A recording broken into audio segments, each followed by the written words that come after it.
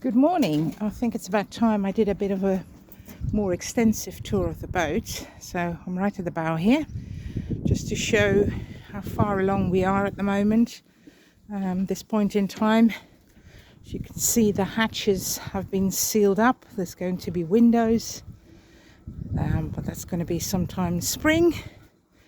Her name, Hygge. We go through the back of the boat where there's already a cockpit being put in. Covers just to keep the weather out, really. Try and get on board without standing in the water. So this is the cockpit area. One of the doors waiting to be hung. Just to have some outside space, because on a lifeboat there's not any outside space really, because as you can see the aft deck is tiny, foredeck is even smaller than that.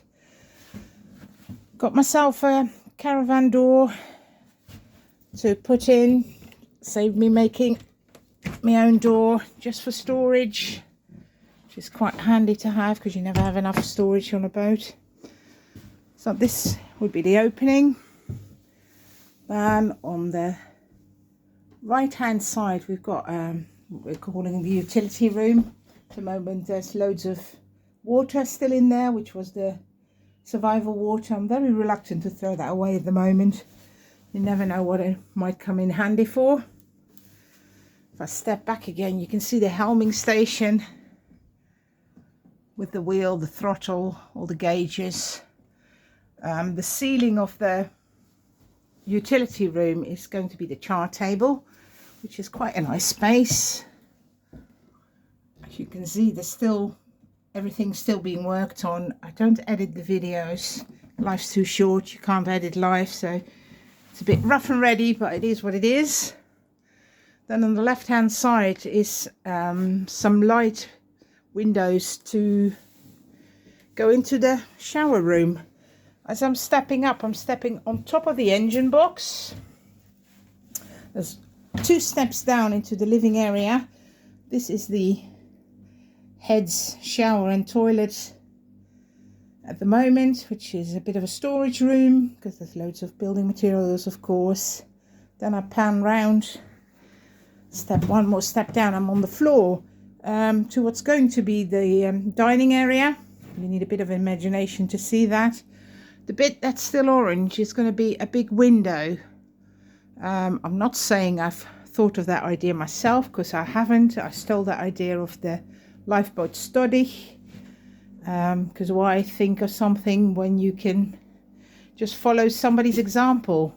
Right, I panned all the way to the right hand side of the boat now, and this, which is at the moment my workbench, is going to be the kitchen. It's going to be L-shaped right to the bulkhead. The wash basin, the sink is going to be just in front of the window so you can look outside. Loads of stuff going on, of course. Been working on her now for about 7 months. Cracking on though. Because if you have to do a project like this next to your normal job, it just takes time. But then in a way it's a good thing, because it's nice when you come back to it, you're full of energy. Started the insulating of the boat. The frames that were in here were really tiny, as you can probably tell, because they were the strength of the boat came from the inner shell and all the foam, which was taken out of this one because there were only a couple of walkways in it, which was a waste of space. This is one of the old hatches from the inside that I sealed up. This side's already been insulated. Another bulkhead which goes into what will be the bedroom, the bow of the boat.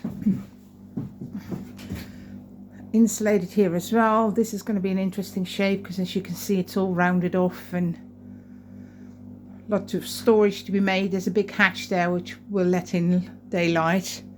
The box you see here is where the bow thruster is. I'm lucky enough to have found a lifeboat with a bow thruster in it, which is what you need because they are very prone to get taken by the wind and go in a direction you don't really want to go in.